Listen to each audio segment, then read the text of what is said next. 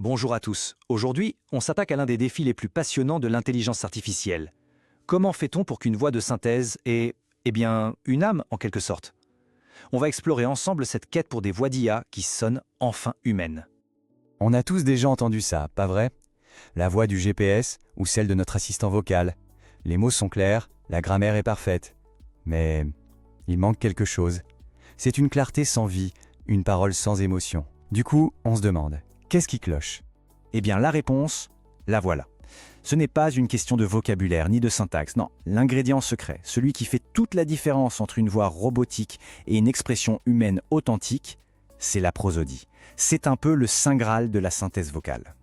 Alors, allons-y, plongeons dedans. La prosodie, qu'est-ce que c'est exactement? Pour faire simple, il faut l'imaginer comme la musique qui se cache derrière les mots. C'est la mélodie qui donne tout son sens, toute sa couleur à ce qu'on dit. En gros, la prosodie, c'est tout ce qui habille le mot brut. C'est le comment on dit les choses. C'est le rythme, la hauteur de la voix qui monte quand on est enthousiaste ou qui descend pour une confidence. Et bien sûr, c'est l'intonation, ce petit truc qui peut transformer une simple affirmation en une question. Et attention, ce n'est pas juste un détail cosmétique. Comme le soulignent les chercheurs Ward et Levo, c'est un outil de communication absolument fondamental. Pensez-y. Sans prosodie, pas de sarcasme, pas d'ironie, pas de véritable connexion. C'est en quelque sorte le langage caché de nos émotions. Donc, pour qu'une IA apprenne à jouer cette musique, elle doit en maîtriser le solfège. Il y a 3 notes principales.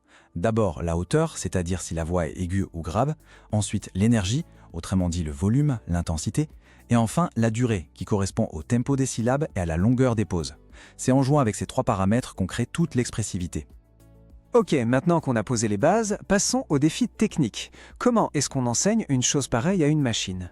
C'est là qu'on voit l'énorme fossé entre les anciennes méthodes, qui produisaient une voix un peu moyenne, et les nouvelles approches qui visent une parole vraiment authentique.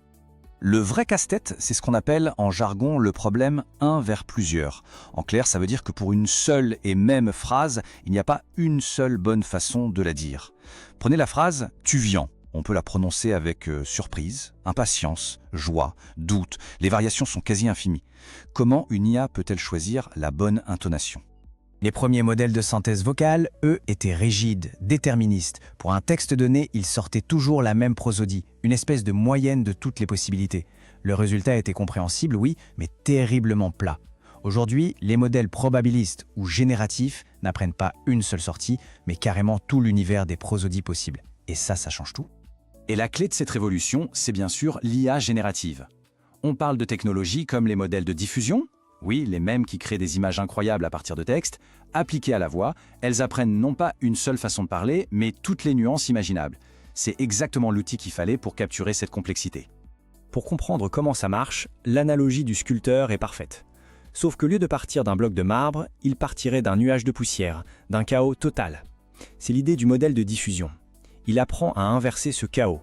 En partant d'un simple bruit statistique, il va, étape par étape, débruiter le signal pour faire émerger une structure cohérente, nos fameuses courbes de hauteur, d'énergie et de durée. Et voilà à quoi ça ressemble sous le capot d'un modèle de recherche de pointe. Sans se perdre dans ce schéma complexe, retenons juste l'essentiel.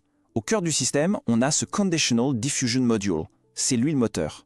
Il prend le texte et sculpte le bruit pour créer la prosodie. Mais le mot-clé ici, c'est conditional. Ça veut dire qu'on peut le guider, lui donner un style de référence à coupier. Et c'est ça qui donne un contrôle aussi fin sur le résultat. La technique pour contrôler ce style est plutôt maligne. En gros, le modèle fait 2 choses en parallèle. D'un côté, il calcule comment dire la phrase de façon neutre. De l'autre, il calcule comment la dire en imitant un style de référence, par exemple une voix joyeuse. Ensuite, il suffit de mélanger ces 2 versions. On peut alors doser l'intensité du style, comme avec un curseur, pour avoir une légère touche de joie ou une imitation parfaite. Bon, tout ça c'est bien beau en théorie, mais en pratique ça donne quoi? Est-ce que ces nouveaux modèles sont vraiment à la hauteur? Et surtout, quels sont les prochains sommets à gravir dans cette quête?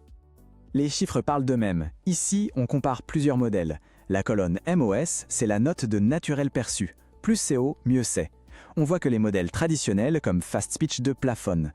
Mais les nouvelles approches comme DeepStyle TTS et surtout ProsodyFlow frôlent le score de la parole humaine réelle tout en restant extrêmement rapides. Regardons de plus près ce chiffre, 4,23. Le modèle ProsodyFlow atteint ce score. La voix humaine de référence, enregistrée dans les mêmes conditions, obtient 4,25. L'écart est devenu minuscule, quasiment imperceptible à l'oreille. C'est une avancée tout simplement majeure. Et là, c'est encore plus parlant visuellement. À gauche, on a l'empreinte de la musique d'une voix humaine. À droite, c'est une voix de synthèse, avec un texte différent, mais qui a littéralement copié la mélodie, le style de la première. Le modèle a réussi à séparer le style du contenu pour l'appliquer ailleurs. C'est assez bluffant. Bien sûr, la quête n'est pas terminée. Il reste des défis importants. Le plus gros, c'est de réussir à dissocier complètement la prosodie du timbre de la voix. Comment prendre l'intonation enthousiaste de quelqu'un et l'appliquer à une voix très différente sans que ça sonne faux. Il y a aussi le défi de l'adapter à de multiples langues et de simplifier les modèles pour qu'ils soient encore plus efficaces. Et tout ça nous laisse avec une question assez vertigineuse. Le jour où les machines maîtriseront non seulement ce qu'elles disent, mais aussi comment elles le disent, avec une émotion qui semble réelle, qu'est-ce qu'on va bien pouvoir leur demander de nous raconter ?